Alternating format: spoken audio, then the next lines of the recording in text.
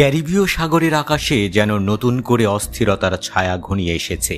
ভেনেজুয়েলার আকাশপথে উঠতে থাকা ড্রোনগুলো কেবল দেশটির সেনাশক্তির প্রতীক নয়, তার ভেতরে লুকিয়ে আছে তেহরানের ছায়াও। কারণ ভেনেজুয়েলার ড্রোন শিল্প, যা আসলে ইরানি নকশায় তৈরি, এখনও নিয়ন্ত্রণ করছে ইরানের বিশেষজ্ঞরা। এমনকি স্থানীয় প্রকৌশলী ও সেনা কর্মকর্তারা অনুমতি ছাড়া প্রবেশ করতে পারে না সেই ঘাঁটিতে। মার্কিন সংবাদ মাধ্যম মায়ামি হেরাল্ড জানায়, এই ড্রোন কর্মসূচি শুরু হয়েছিল 2006 সালে। সে সময় কারাকাস ও তেহরান সামরিক সহযোগিতা চুক্তি স্বাক্ষর করে। ইরানের রাষ্ট্রীয় প্রতিষ্ঠান কোদস এভিয়েশন ইন্ডাস্ট্রিজ ভেনেজুয়েলায় পাঠায় ড্রোন অ্যাসেম্বলি কিট। পাশাপাশি ভেনেজুয়েলার প্রকৌশলীদের প্রশিক্ষণের জন্য পাঠানো হয় ইরানে। এরপর থেকেই ইরানি দলগুলো বসে যায় মারাকায় অবস্থিত এল লিবারতাদোর এয়ারবেসে। সেখান থেকেই শুরু হয় নজরদারি, অস্ত্রবাহী ও আত্মঘাতী ড্রোন তৈরির কাজ। একজন নাম প্রকাশে অনিচ্ছুক সূত্র মায়ামি হেরাল্ডকে বলেন, ইরানের সহযোগিতা ছাড়া ভেনেজুয়েলা কখনোই এই প্রযুক্তি পেত না, আর আজও মূল নিয়ন্ত্রণ তাদের হাতেই। ভেনেজুয়েলার কর্মীরা অনুমতি ছাড়া ভেতরে ঢুকতেই পারে না। তদন্তে বেরিয়ে আসে, হুগো চ্যাভেজ আমলে $1 বিলিয়ন বিনিয়োগ করা হয়েছিল এই প্রকল্পে। অনেক সময় বাইসাইকেল বা ট্রাক্টর কারখানার আড়ালে চলত ড্রোন প্রযুক্তি উন্নয়নের কাজ। আসলে তখনকার প্রেসিডেন্ট হুগো চ্যাভেজ চাইছিলেন এমন অস্ত্র যা মার্কিন সামরিক শক্তিকে চ্যালেঞ্জ জানাতে পারে।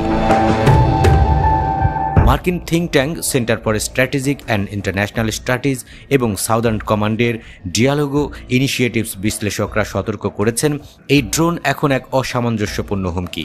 শুধু অভ্যন্তরীণ রাজনৈতিক বিরোধের বিরুদ্ধে নয়, ভবিষ্যতে এগুলো লাতিন আমেরিকার অন্যান্য সরকার বা সশস্ত্র গোষ্ঠীর কাছেও সরবরাহ করা হতে পারে।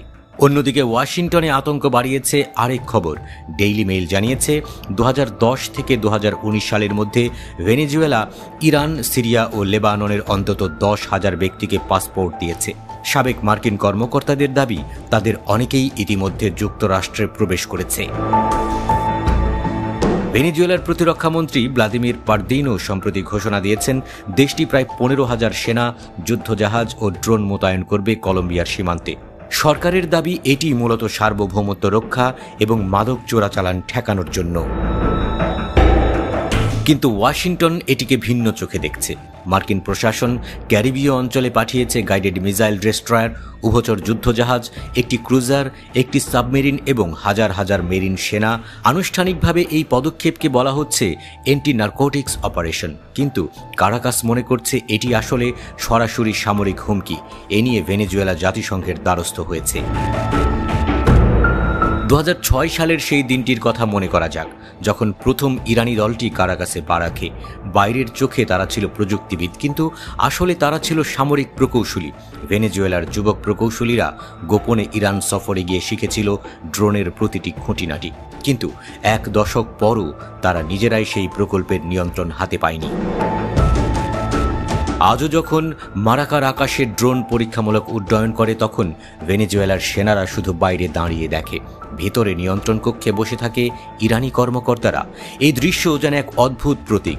সার্বভৌম রাষ্ট্র হলেও প্রযুক্তির লাগাম অন্য কারো হাতে। ক্যারিবীয় সাগরের ঢেউয়ের মতোই অনিশ্চয়তা ঘনিয়ে আসছে ভূরাজনীতির অঙ্গনেও। ইরানের প্রযুক্তি, ভেনেজুয়েলার উচ্চাভিলাষ আর যুক্তরাষ্ট্রের কড়া নজরদারি, সব মিলিয়ে তৈরি হয়েছে ত্রিমুখী টানাপোড়েন। তবে অনেকেই বলছেন, এবার ইরান পৌঁছে গেছে আমেরিকার কানের কাছে কিংবা নাকের ডগায়। তাই পেন্টাগনের সামনে সমূহ বিপদ।